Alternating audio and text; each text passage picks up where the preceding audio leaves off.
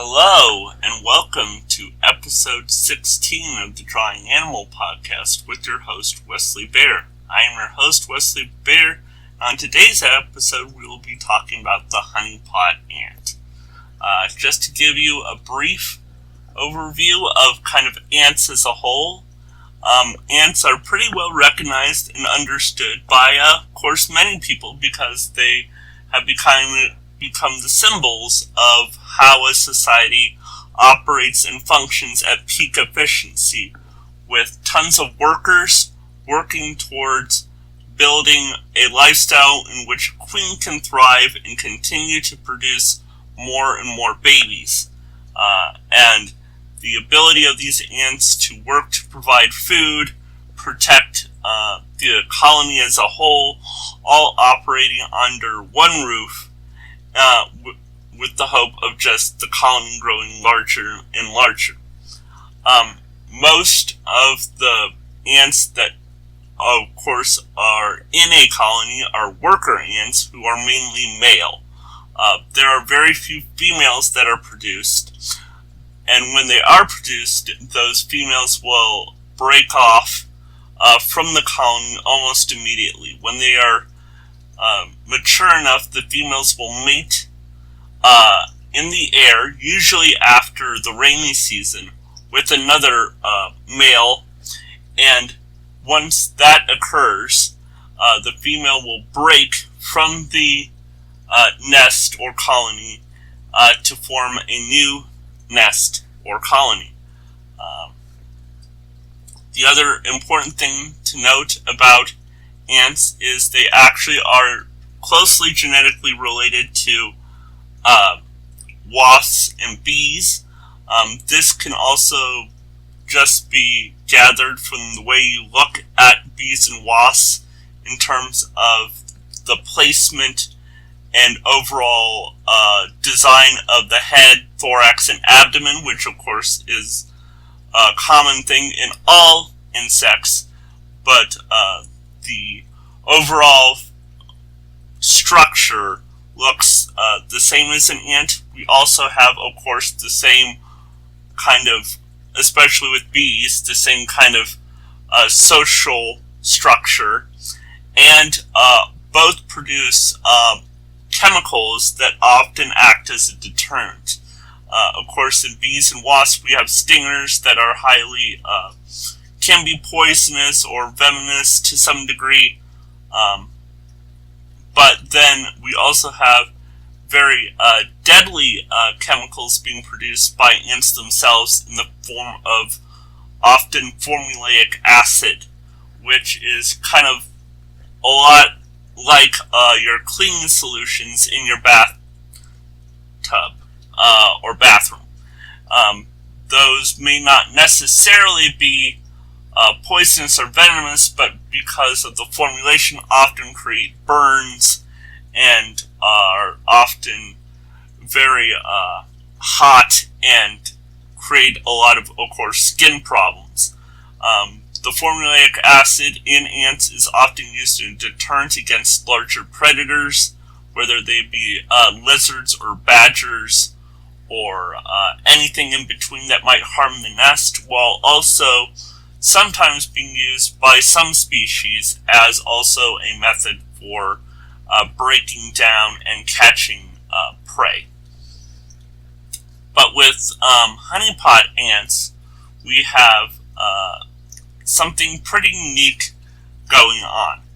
A basic overview of honeypot ants and how they stand out within the larger ant family is we have about 30 to 40 species within North America, with about probably another couple hundred species worldwide, usually found also in Africa or Australia.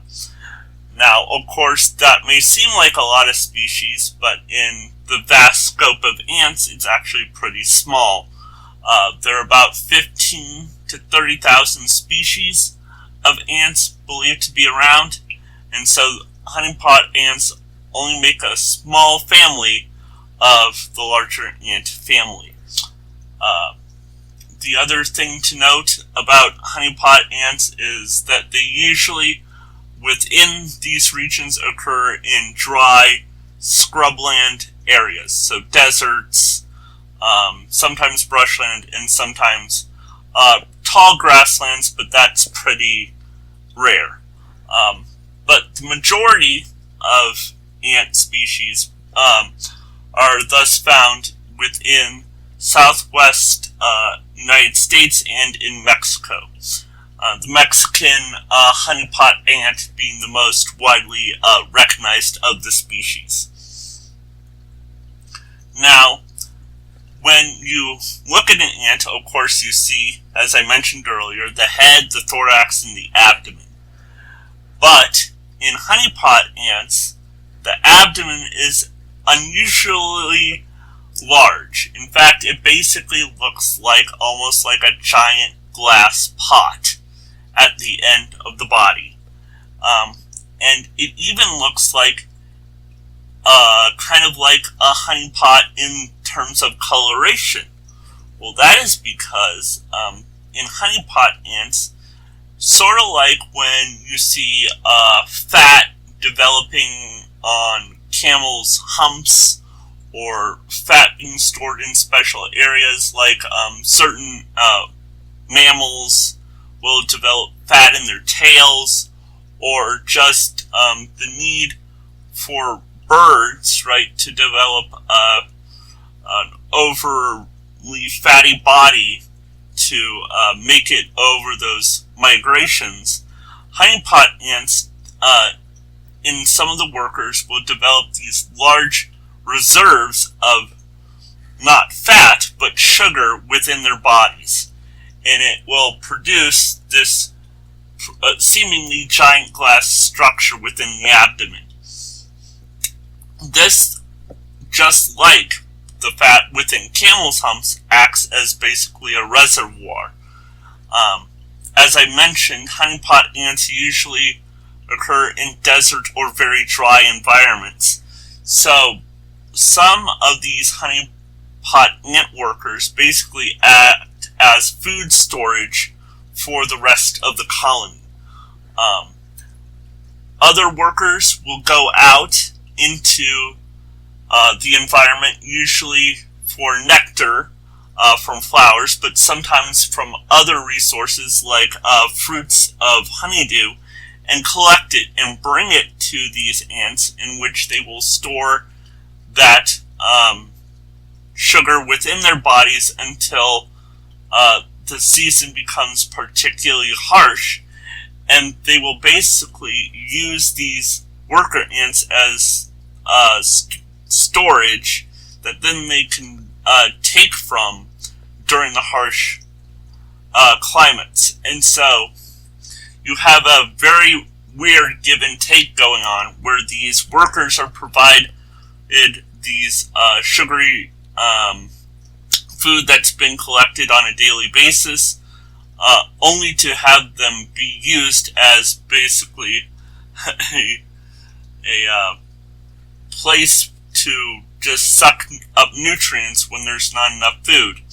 And this may seem a little harsh and weird to us, but it's basically a way of ensuring the colony's survival.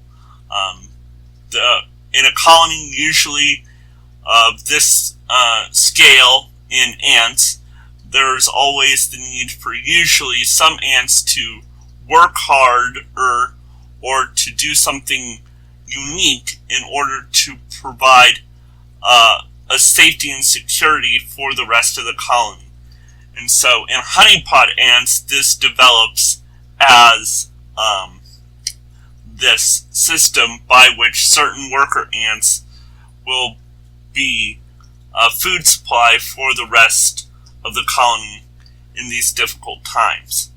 So there you are, the honeypot ant, and we will be talking about more ants in the future. And if you think that's harsh or seems a little strange in terms of the need to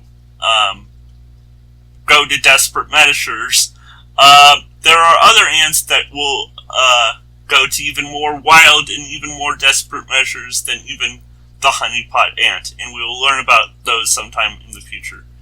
Again, my name is Wesley Bear, and you can learn more about me through my Crazy Creatures YouTube page, or you can go and look at either one of my books.